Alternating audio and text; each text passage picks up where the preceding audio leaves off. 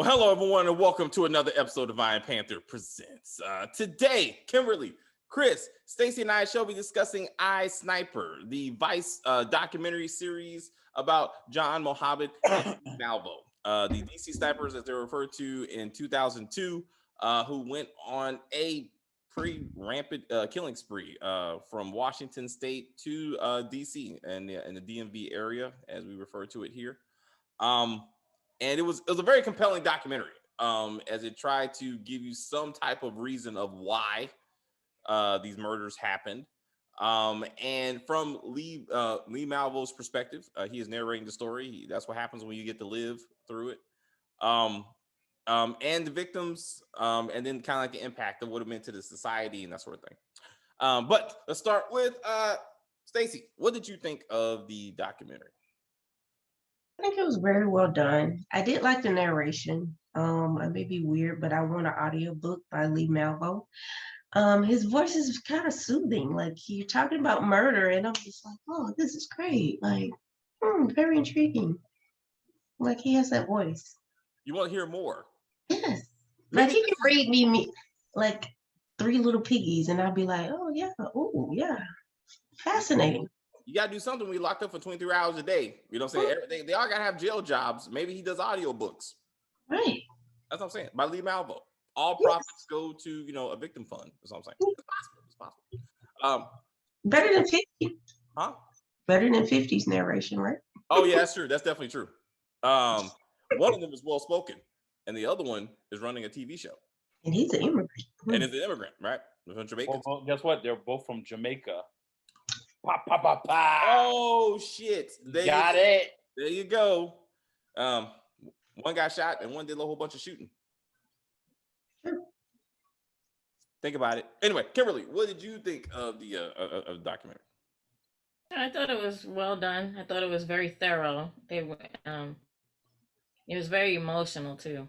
And Malvo telling the story I like that he was telling the story, his version of the story. Because we don't know whether it's everything he's saying is true. I'm not saying that he's a liar, but I'm saying he's probably embellishing some of it. So, we don't know. But, overall, it was a pretty good documentary. I agree. Chris, what you? Yeah, no, I loved it. This was the first, because we've reviewed documentaries before based off of like stuff like serial killers and certain things that's happened and stuff, just to kind of get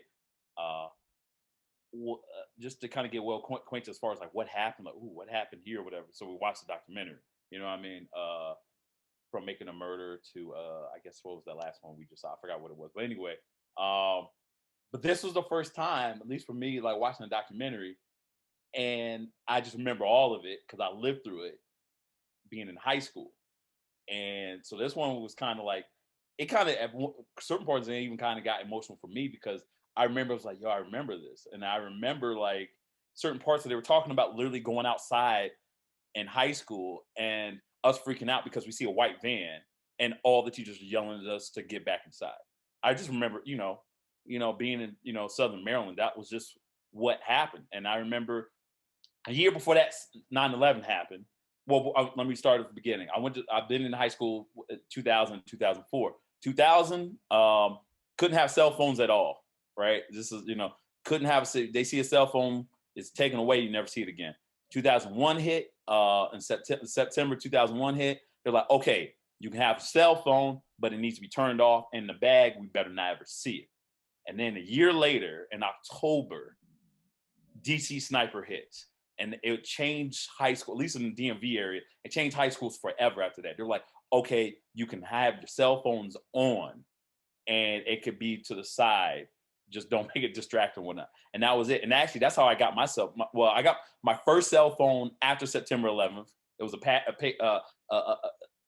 my mom had my mom's old phone. She gave me her old phone.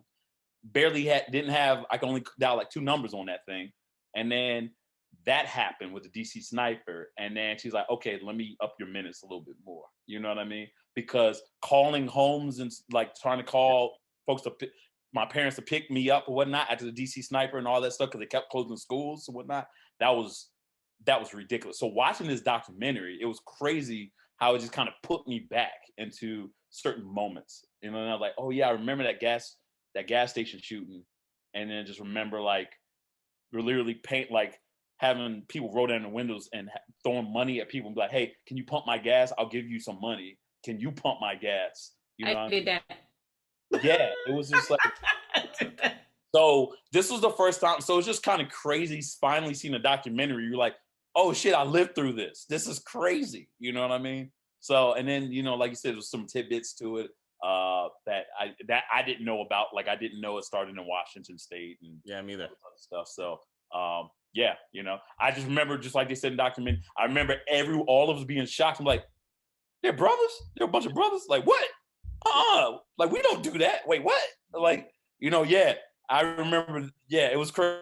It was like, you know, but anyway, so yeah, that's what I thought the whole thing was. Yeah.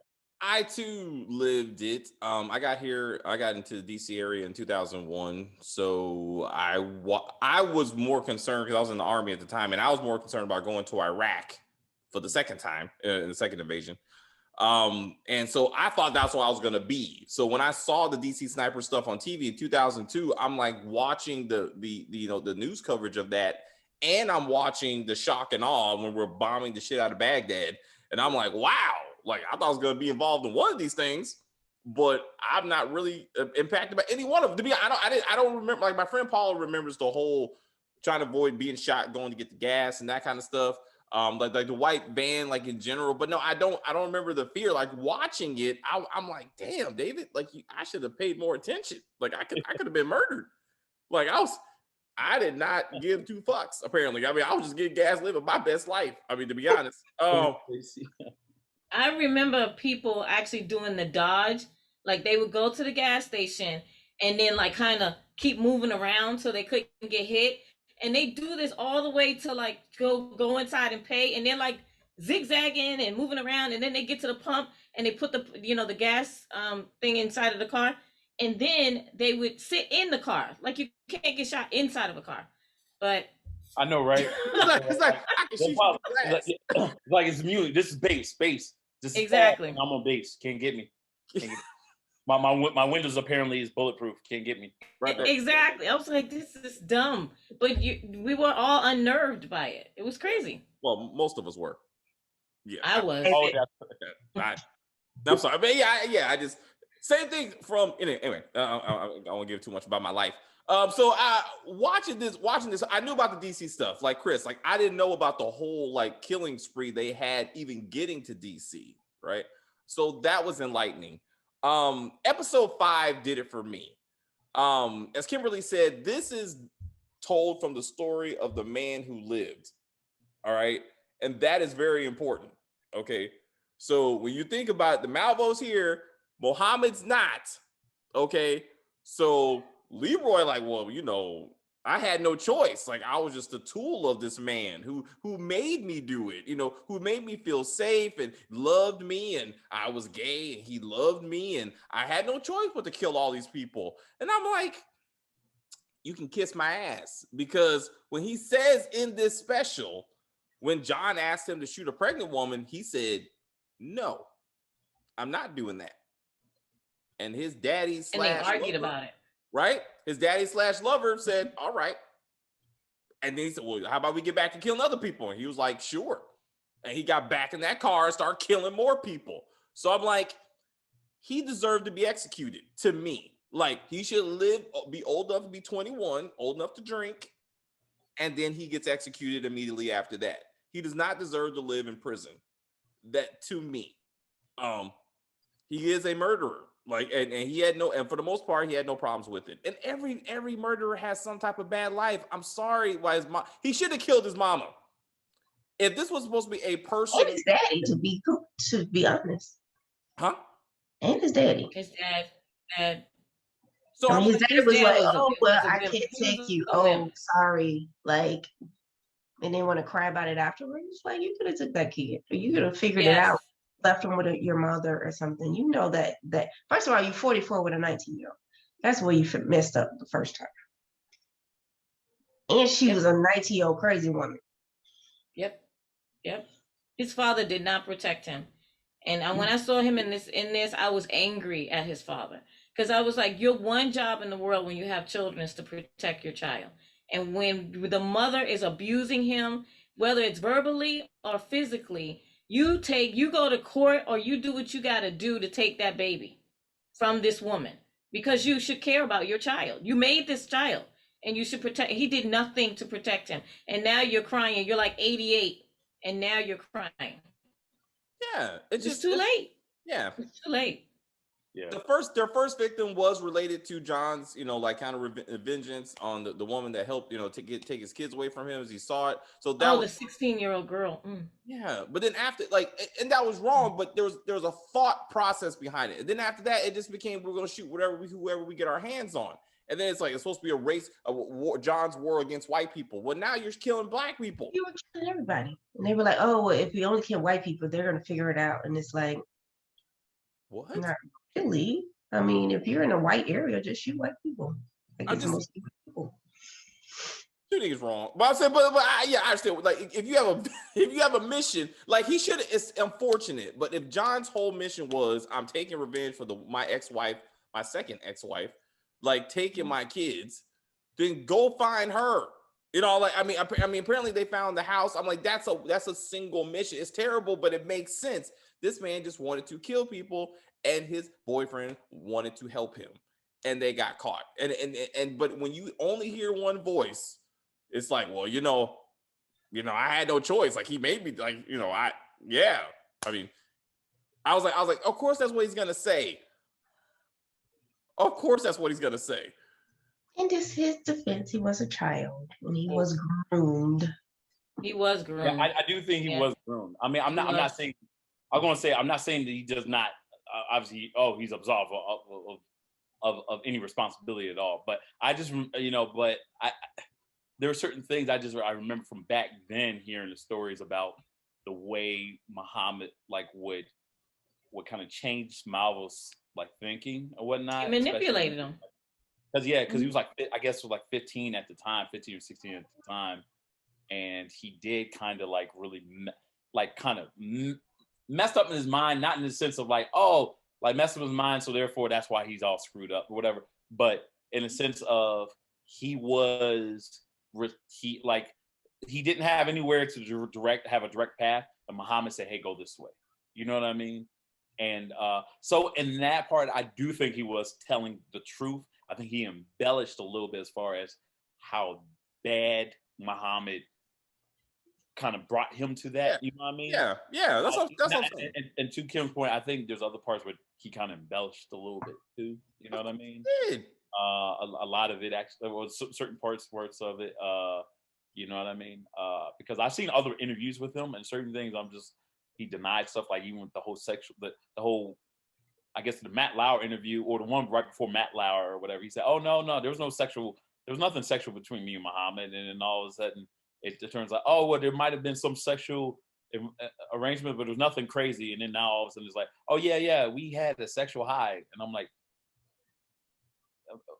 okay. When he said that they were having sex after the kills because it was exciting, I wanted to throw up. I was like, how is it possible that you are killing people and this makes you want to have sex? Like, what is wrong with serial killers? Get off on them. Yeah, it's disgusting. Mm-hmm. Yeah, I'm like, ugh. Yeah. I didn't even believe that, to be honest with you. I actually laughed. I'm sorry. I believe that because even Jeffrey Dahmer and what's the other, Gacy and Ted Bundy, they all said that made them sexually aroused after a kill. Right, they loved it. But here's the thing about those guys. I feel like they were legit psychopaths. Yeah. I feel like John Muhammad was just a man who was so pissed off at his wife that he just all of a sudden lost it. I don't think no. Don't try it. Remember, he was in the military and he was plotting to kill his sergeant. Sergeant. Yeah. I mean, I looked at him like Chris Brown and just had horrible anger issues. He was a psychopath. He was a sociopath and a psychopath. I don't know. The military knew it. The military knew it. Okay. I don't know if I would put him on the level. I definitely didn't put him on the level as far as Jeffrey Dahmer crazy or maybe Charles Manson. I'll give you maybe Charles Manson, but definitely not No, Dahmer, definitely Dahmer. You do an interview with him, and he literally just didn't realize, like he thought he didn't do. This dude had a reason, right? Dahmer didn't have a reason. Dahmer was just like, I just loved it. You know what I mean? I just loved having sex with dead corpses and stuff like that. This one was just more, like shoot him, get away with it or whatever. Dahmer really didn't care if he got caught or not. I mean, at one point, I guess he did lie and try to so he can escape. This one just felt like a black man's anger directed in a horrible spot and a horrible. Muhammad didn't care if they got caught. He really didn't. He was like, I'm gonna keep doing this until because they'll never catch me. So I'm just gonna keep doing it. At some point, it wasn't even to the media about the and white stuff thing like anymore. that. You want to get caught. Like you're sending messages to the media. You want to get. I think he got bold. He got bold because the white van thing. He just knew that, oh my God, these guys are looking for white guys in a white van. Oh, we could do this forever. So that's why that's how a lot of these serial killers kind of get caught, in the sense of it's like, oh shit, just like the Zodiac and everyone else, in the sense of like, oh damn, like you guys are looking in the wrong direction or whatever. So I can kind of be a little bit more risky. They caught because they want the credit. They want to be the face that says, "Oh, I killed this many people." Yeah. For John, for definitely for John. I mean, I agree. I agree that like John's ego got the better of him. But somebody snitched on them, which is why they looked into the murder of the woman in the South, and that's how they found the fingerprints. Like someone said, you need, and I thought that was John's friend, who was like, "Oh, this must be John and Leroy and Levo." And I was like, "Oh shit, maybe like that's what happened." But ultimately, the fingerprints got him. I mean, once they found the manual at one of the previous killings, they just wrapped that thing up. And ain't that something? It was the fingerprint, because of the whole immigration status thing. That is what did it. Yeah. And I just want to imagine. I'm just curious because you did hear that they wanted to kind of go up to Baltimore and do some more stuff out there, and I'm just wondering how long this would have gone on. Like, you know what I mean? Like, if it wasn't for the fingerprint, because everyone, like, you watch that doc. I mean, and it wasn't just a documentary, but just like even in real life, I remember thinking like, it was no doubt in anyone's mind that it was like a van or whatever, just the setup. It had to be a big old van. Who would ever thought it would be like a vehicle, like a small little vehicle? Well, not small, but you know what I mean? Something where just a regular getaway vehicle, especially from two black men or whatever. It just I don't know. It's just kind of ironic. That is just, to me, it was just interesting to see, because that part I did not know, that it was from the fingerprint that they compared to in the system of the immigrant of him not being a legal U.S. resident. And even his friend, Muhammad's friend Robert Holmes, I think his name was. Yeah. He called in to tell them, I think this is John and Malvo. Yeah. And they never called him back. They completely ignored him because they wanted to stick to the profile of it being a white guy in a white van. So the police messed up in that instance. The FBI messed up, and the ATF. They all were just sticking to this one. None of them were doing this. They were all like this, just straight ahead. This is what we're looking for. Nobody thought outside the box. It was disgusting, because had they really paid attention to what that guy was saying, their lives would have been saved. But it's like that black man, truly. Like that black man that lied at the Home Depot, who was like, I saw a Muslim man with a gun. This is what it looked like. Like after 9/11, everybody thought it was gonna be a Muslim man or a white man, and I'm like, that's just racial profiling. And black folks like, this ain't our turn. I was like, let's step aside and let these people work it out. I like I'm gonna be real though. I mean, those who were in the DMV back then, I mean, including us black people, we profiled. I'm sorry, I'm gonna just say it. We profiled. I did. I didn't think I don't know a single person, even in my school, like no one that thought it even imaginable that it would have been two black, like even a single black person. You know what I mean? Yeah. There was just no one. Like, to your point, yes, there were talks about Middle Eastern, because you're right. After 9/11, that was like, I mean, it was just literally a year after that. So there was some racial stuff going on with that. But mass shootings, it was like, that reporter, black reporter, basically they said, not us, we don't do that. They ain't our thing. Like when he said, I was like, damn, that's exactly what we were thinking. I was like, yeah, like that ain't our thing. When the black sheriff says, when the black sheriff says this hurt me as a black man, like he embarrassed us as a race. He's like, damn it, I can't even show up to these white people and be like, I'm sorry, it was one of us. Yeah, like who right? What black person knows you and uses tarot cards? I mean, I'm just gonna be real, like, you know what I mean? Unless you watch it like Eve's Bayou. There's a lot of people who use tarot cards that are black. A lot. Yeah. He's Jamaican, so I mean, well, voodoo. Jamaican, Africans, it's still a lot of black people. I mean, okay. All right. Well, I mean, I guess I'm thinking more like the Zodiac type route or whatever.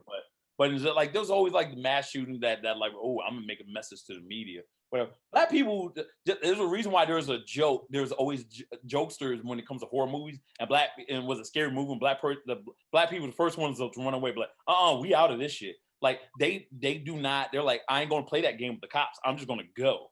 Yeah. So you leaving notes or whatever?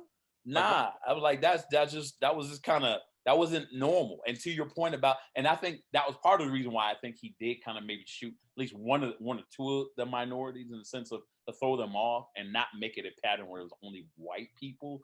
But to that end, I just like I think one of you guys was saying, even though I felt like they might have thrown a couple minorities in there to throw the cops off or whatever to make it look like hey, we'll shoot male, female, young, old, black, white, Indian, whatever. Children.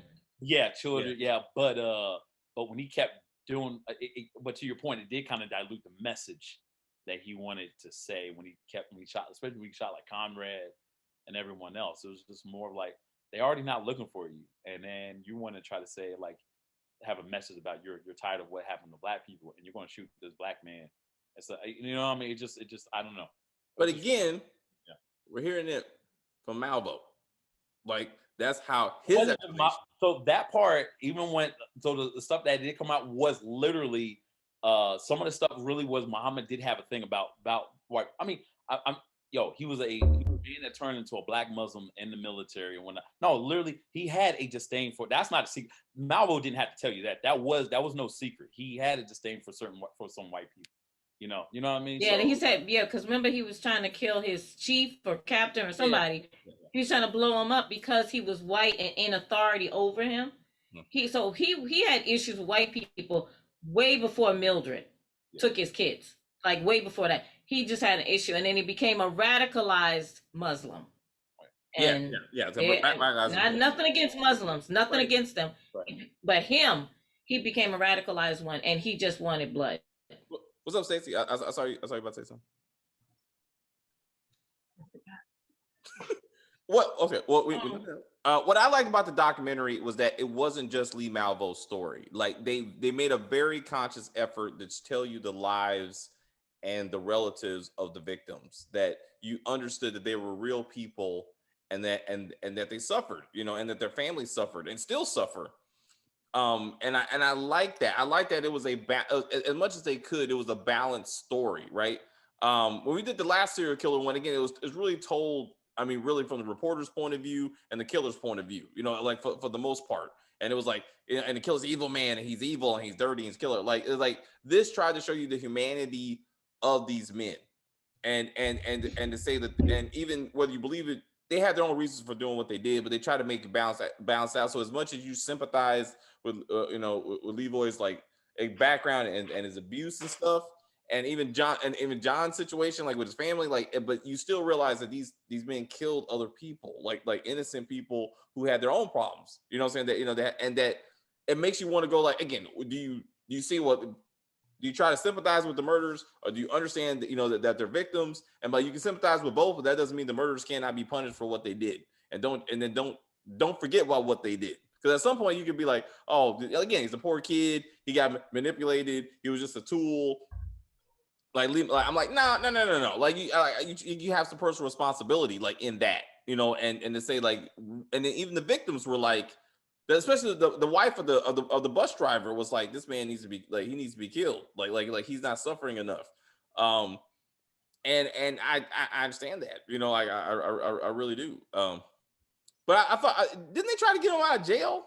I thought. Who? I remember that. I thought I tried to give him appeal. He lost like all kinds of appeals and stuff. Yeah, for like a reduced sentence. Or something? Yeah, because he was like, hey, they were like, hey, he's a juvenile and he was brainwashed and whatnot. Like, should that be grounds to get him out? You know what I mean? But then they saw that he wasn't. They basically tried to give him an insanity defense, basically saying he was brainwashed and he's basically like no different from the Manson family girls who were brainwashed. Like, you know what I mean? And they said, nah, he's in the right frame of mind. They're still in jail. Yeah. Manson girls are still in jail. One of them died. Oh, They're what? never getting out. Oh, wow. Yeah. Did that? Yeah. The guy who was with him too. He's in jail still. They're never getting out of jail. Never. Right. So one of the cops said that he thought Levo would kill if he got out. That he would if he got out again, he would continue to kill. I think, and that's why I'm like, I think Chris, like, I don't think so. I do believe John. I was think if he got in the right situation and he hooked up with somebody else, he would. Like these type of people tend to attract those type of people. Okay. Would be in the same situation. Yeah. If he got hooked up with somebody else, right? But not him, like he in the decks, like just him by himself. I mean, he like, just wouldn't be sniping people just for fun. He would. He would have to be in a situation. Yeah. Because he did show kind of humanity in the sense. I mean, it's kind of crazy to say about someone who killed like more than 10 people, you know. But he did. The fact that he showed he had a limit to the point where he shot, like when he shot the kid and Muhammad wanted him that like, yo, headshot, like always do headshots, and he pointed downwards, you know, make it where it's like, I can't kill no kid, even though you don't get it twisted, he ain't a good guy. But the fact that he at least had a sense of humanity in him to be like, yeah, I'll shoot a kid, but I'll at least try to make it where he does not die. Like, kind of at least tell me that there's a part of him in there that has I don't know what's the word I'm trying to use. That remorse, like he has or like either remorse and just mercy. Maybe he did not want to do it. Like y'all were talking about with the pregnant woman. He had limits, and it was. I really do think, like y'all, like I really do think if he did not, like, even if he gets released from prison, I think, don't get me wrong, he's always going to be messed up in the head, but I don't think by solo, he would still commit murders. If that makes sense. But he's looking for love. This man wants to be loved by somebody, so he's going to hook up with another. And remember, people prey on people like him, right? Mm-hmm. Needy people. And he would get with another person who could manipulate him. And if that person is a serial killer or murderer, whatever it is, a psycho, he's gonna go right back to what he was doing. I don't deny that. I was just pointing out just the fact that him solo is not just straight up like killing a whole bunch of people. It's him and another person, because like you said, he's looking for that validation of love. You know what I mean? Yeah. You know. Yep. You know. Yep. Yeah. That's and unfortunately you see that with a lot of people who are just in a state of loneliness or whatever. And then sometimes like people who are in like abusive relationships are like, well, he's the only one I have. You know what I mean? They're like, you know, they're like, oh, why don't you just leave? Just leave. Like, he puts hands on you, whatever. It's like, well, you know, that to her, that's it. Like, that's, you know, I got to do it. You know what I mean? But he loves me. Yeah. It's like, so it's not, so even though his is a very extreme version of that, we see evidence of that. It's not uncommon. It's basically what I'm trying to say. Yeah. And he was talking about it though, and he was laughing at the interview. Oh my God, I wanted to reach through the TV and just strangle him. I'm like, how do you think any of this is funny? What part of killing people is funny? Even the cop was pissed off.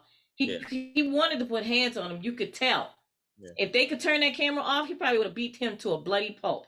And I'm sorry, not that I want anybody to do that to my kid, but if my kid did something like this, beat his ass. Beat him, because that's not who I raised. You know what I'm saying? No, he's a horrible person. He both of them are. I can't imagine, even for the white. See, one thing that kind of really got me kind of emotional was Muhammad's kids and the reaction to like wanting. See, that's what I always think about too.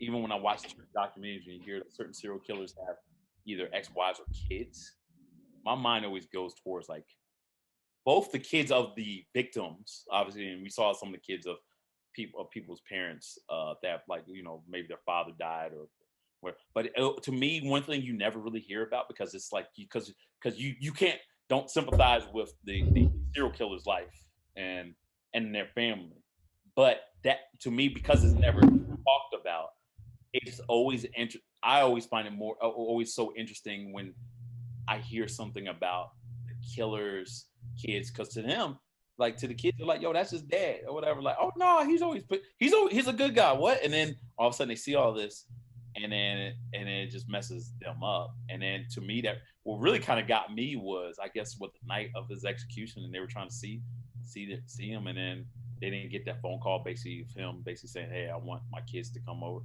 I was like, damn, that did something to me. I was like, wow. Like, I don't know. I mean, yeah, that was, I don't know why that kind of got me so much a little bit, you know what I mean? Because to any kid, even though like they know that maybe that their father is no good or whatever, they probably need one, just like the son from the first marriage, probably just wanted some type of closure, and then that's it. And why would he allow him to come but not the other three? Is it because those come from Mildred, and he was like, I'm done with her, I don't want to even see the kids? I mean, it didn't make any sense to me. If you saw one kid, you should see all the kids. I think it's the emotion impact. I think the kids will make him break, because remember, he was trying to get those kids back. It looks like from the first marriage or whatever, it was like you got that son is much older or whatnot. So the same emotional attachment that he has for like all the videos we saw was him like throwing his kids up in the air or whatever. That will be the thing that probably brought humanity back to him. But even to the bitter end, he was still like saying, hey, I didn't do this stuff. And I think he was just ashamed to have those kids in there, even though he claimed I didn't do it, but he did not want that would bring out his heart that he did not want to face. You see what I'm saying? That's how I took it. Yeah, that's what I was thinking too. Like his first son, he really didn't care as much about as he did his second set of kids, and seeing them would make it real. That and he would feel shame over it. Yeah. That's the same thing. That's exactly what I thought. That so he's like, yeah, but it was hard for him to be like, that's my dad. Like I mean any of them to be like, well, who's your parents? I'm like, well, the DC sniper. They have to carry that with them, and that's hard. I mean, yeah, it's like, and that's the thing I was thinking too. I was like, damn, can you imagine? Because like they were still in school, so like, can you imagine like that's like their lives would be, they will get bullied forever. Like people just like they could be minding their own business. Someone jumps them in the alley because maybe they had a cousin that died from the DC sniper, and then their father was like, it just be so random. You know what I mean? Like I said, I'm a grown up, and I remember like some of that stuff was still fresh for me as far as what happened during that month. A lot of like, I remember we were pissed off because like we missed like homecoming didn't happen, and I know that is like so small compared to people who lost their lives. But I got to tell you, for the seniors in our school, that was a big deal, because some of the universities that they were trying to play football with, whatever, that kind of like changed what happened, because they canceled homecoming. They canceled a lot of events because of that whole thing. So like a lot of people like, yo, catch this fool, catch him, put him underneath the ground, so we can get back to playing football. I think he. I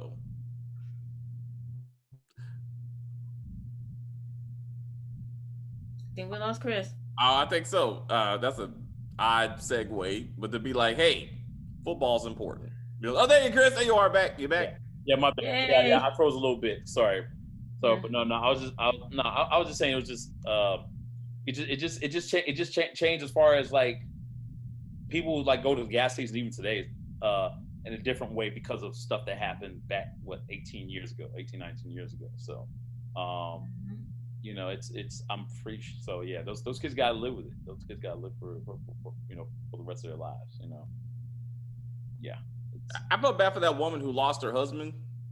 Because like when she the one to like half her face was like shot off, and then she so she had a lot of surgeries to reconstruct her face, and then she said her husband just couldn't take it and and left, and I thought, I was like, well, you know what, it's good that he left, because when you get married you take the good with the bad, right? It wasn't her fault that she was shot in the face, and so he just showed his true colors to her. He was the wrong person. She married the wrong guy. Yeah. Because if someone loves you, they're married to you, they should be there for you no matter what. That's what marriage is about. And the rocket scientists stayed together. Like, I mean, because they love each other. Yeah. It's the man. It's real. Yeah, the man lost his. Oh, my bad. Go ahead. I'm sorry. Well, no, the one that the couple the Hispanic man who lost his wife and he had to try to explain to his daughter, and she was like, I want to die. And So he's still not over it. He's still upset. That was hard. I was so happy. It was funny because I watched the documentary with my girlfriend, and because I was so shocked to see them interviewing everyone from like Charles Moose, like Officer Charles Moose, like the guy in the background and whatnot.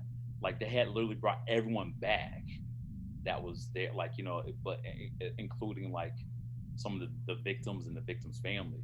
And one of the things I kept telling her, I was like, man, I wonder if one of these episodes, because obviously they're going to talk about the kid, but I also remember the kid just being like a couple years younger than me, and he's doing post interviews. I was like, I wonder if they're going to interview that kid. I was like, I wonder, like in this documentary. Oh, the kid that got shot. And I remember being excited because I was like, oh, there's the kid. Like they interviewed him, and I thought it was awesome that he's now in the medical field and whatnot. And it sounds, because I always wondered like, what is his life like now? Like, you know what I mean?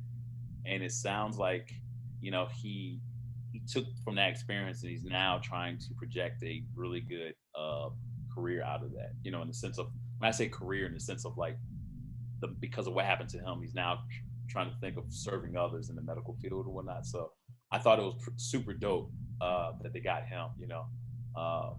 Because we were all shocked when we heard the kid was still alive, and when it happened, we were like, the kid lived. You know what I mean? And that's what made us close school for like several days. So I don't know. I just thought that was pretty cool seeing him in the documentary. I just had to put it out there because my girlfriend got up. She just looked at me when I got off. I was like, oh, that's the kid. That's the kid. He's all grown up. He's like, why are you getting all excited? I was like, because this whole time I was wondering if they're going to interview him, and they got him. So it's interesting. Again, Malvo tries to act like he did that on purpose because, again, he's the one telling the story. So it could have been like he actually tried to kill him and he messed up. But you know what? I missed on purpose. He's been expert shot every other time, but this time he was like, you know what? I'm gonna let this kid slide. Like, nah, he probably fucked up. And he was like, let's go, Dad. Think about it. Also, yeah, I mean, because he started doing both for a lot of people. Sometimes you do a headshot, and to the thing, like, it does depend on, like, I think what they were saying even for him. I'm not talking about the documentary here, but like when folks stay still and they're like, oh, the guy stays still, I can get a shot off of head. But there's in motion and walking around like the guy that was walking with his wife or whatnot. He wound up shooting him in the in the belly. Yeah. Because so he didn't miss like what happened. Like I guess the guy in the Home Depot when he missed the first time. That was crazy. Because he said he heard the bullet go by his ear. Yeah. And he was like, damn flies must be all. Oh no, shit got me. I was like, oh man. I was like, that's why I do everything on Amazon. I ain't going outside for nothing. You got COVID. Did you hear Dave? Stacey? I saw I saw Stacey's flick. I was like, really, Dave? I was like, he said these damn flies. Oh shit, got me. Is that what you just said? Flies, bullets. I don't fucking know. I was like, either way, I'm staying home and I'm gonna be all right. It was an interesting reminder. I'm interested there was no copycats after that. Black, white, or otherwise. Like, it's interesting that this didn't spawn some type of like we can do the same thing. Like I was very interested that didn't happen. Thank goodness it didn't happen. Jeez. Whew. Yeah, I mean that would. I mean a lot of to live through that again. This was a unique crime. I'm saying, in that sense. So and the marksmanship he showed was amazing. I mean, but it was hard to watch. A lot of people, you gotta also remember too, at that time too, we were already like a lot of people were distraught, right? I mean, even before the sniper thing, because like it was barely even a year after 9/11 after that. So it was like, I mean, to your point with the whole copycat thing, you had to know, right? If you were a bad guy at that point, the FBI would be up in your ass, like, and you might just like, they were saying like, there was like people who were just regular, like robbers, people who were like just regular thieves and whatnot, getting their ass kicked hard, like after 9/11, was like people just didn't have patience. People just didn't have patience for the longest time. So that's why it was just so, when DC Sniper came out, it was just so like how, like, whoa, like, how dare you? Like, what the hell? We're still grieving here. We're still grieving here. It was just a lot mentally because we were going through 9/11. Yeah. It's like, yo, I mean, right outside the Pentagon. You're gonna do this right outside the Pentagon in the DMV area, and then it's like, what? Are you kidding me right now? So it was like, so people didn't have patience for that shit. That's why I'm not surprised there wasn't, at least at that time, there was no copycats at that moment, unless you literally had a death wish, you know what I mean? Yeah, it just, again, I'm still going back to 2002, just being shocked that the guys were black. So, sorry, I just go back to that. I'm sorry. Hey, The cop, I'm surprised the cop that let him get away the first time. I'm surprised he actually showed his face. Because he was like, man, I had him. But, shit happens. Yeah, I mean, but how's he going? Yeah, like you said, shit happens. The bad thing is he's going to always have to live with that. But, I mean. He didn't know. Yeah, he didn't have ESP. You know what I mean? Yeah, he could have done more and be like, hey, let me check the back. Like he saw a sock in the back of the thing, but to the untrained eye, like what would that do? Like there's a sock in the back of yeah, that's kind of weird, but like ain't no one do nothing like that before. So like what? Okay, why would I necessarily just check something? Let's say they weren't the snipers. They get their ass whooped for having a sock. Now you got a police brutality story. It's like, oh shit, never mind. I thought you guys were a DC sniper again. I mean, I saw a sock and I got scared. So I it's like. And then with hindsight, hindsight is always easy to point out. Well, you should have saw this and you should have saw that, And it's like, so it's some of that stuff. I think with the cops, you gotta give them some kind of slack with that because like it was a lot of pressure. 9 times out of 10, it is a white man, so they were just like, look, we're trying to go for what's probably actually. They probably got a lot of silly tips and stuff. It just turned out that the black tip was actually a good one. Like, oh shit, it was 2 black dudes. Oh man, well there you go. Was it a tip that was actually a bold-faced lie about he saw the rifle? Yeah, and he described the rifle and I can't remember the spokesperson. I can't remember her name for the police. She was like, when you give that much detail, it's a lie.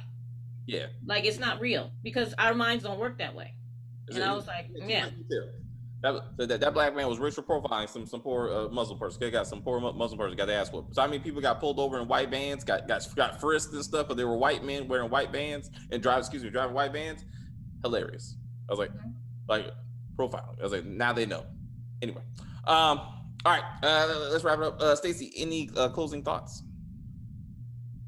His wife was kind of funny. Like when they say, "Oh, do you think Muhammad would do this?" She was like, "Hell yeah."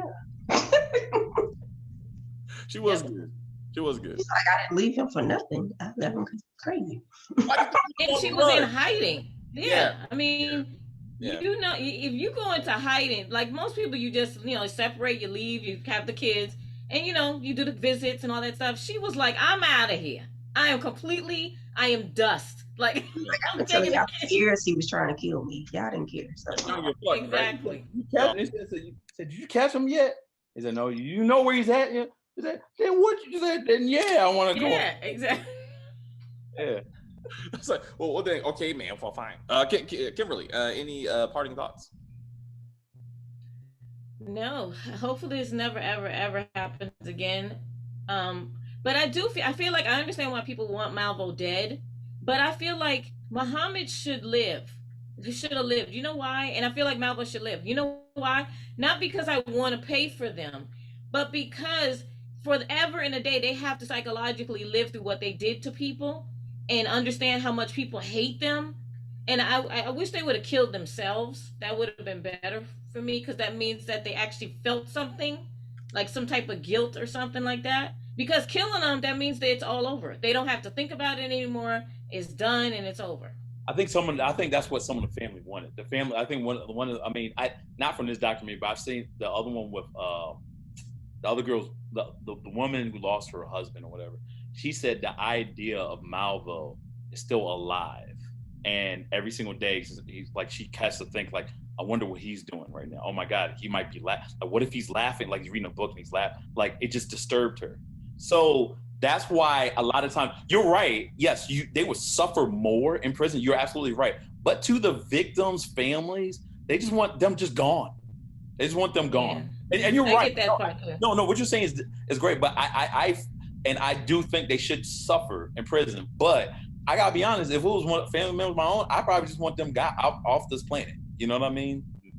You know what I mean? So even for that kid, even for the even the 17-year-old, you know what I mean? And you know, so I don't blame them. I don't blame any of them who think that they should stay alive or dead. You know what I mean?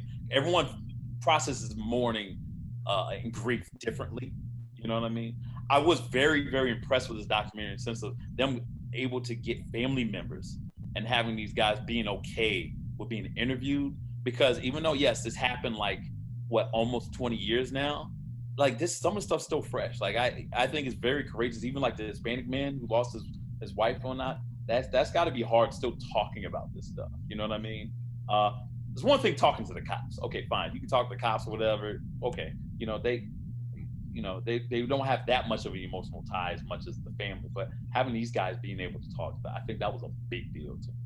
Because you don't see too much of that in a lot of documentaries. You might see one or two, but you saw like literally every single person that has died.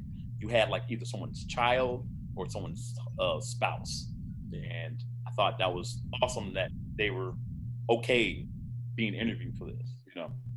So yeah. I was happy that that Chief Moose actually owned up to the fact that they made a lot of mistakes. Yeah. Like he knew it. He had owned up to it. And I never once felt like this man did not care. I always felt like he was trying to do his best. He was trying to get everybody to do their best. And for him, this is fresh. And forever until he passes, he's going to hold guilt about what happened. Right. Forever. So it doesn't only affect, the victim's family. It affects everybody. All of those police officers are affected by what happened because they all feel like they have to share some blame for the fact that they couldn't catch this guy. It took them 23 days to catch this guy. Well, these two guys. It's just a sad thing all the way around. All right, guys. Well, that's it. Thank you guys very much for watching. If you are new to the channel, please subscribe to the channel. You can like on the video and comment on the video, share the video. Did you watch the documentary? What other documentaries would like for us to review? We will get to them. This is a great documentary. If you haven't seen it, we would definitely recommend it. You can see it on Vice or on Hulu. Eventually, I think once it's done on Vice, they will upload the episodes to Hulu, so you can watch it there too. And we will see you again.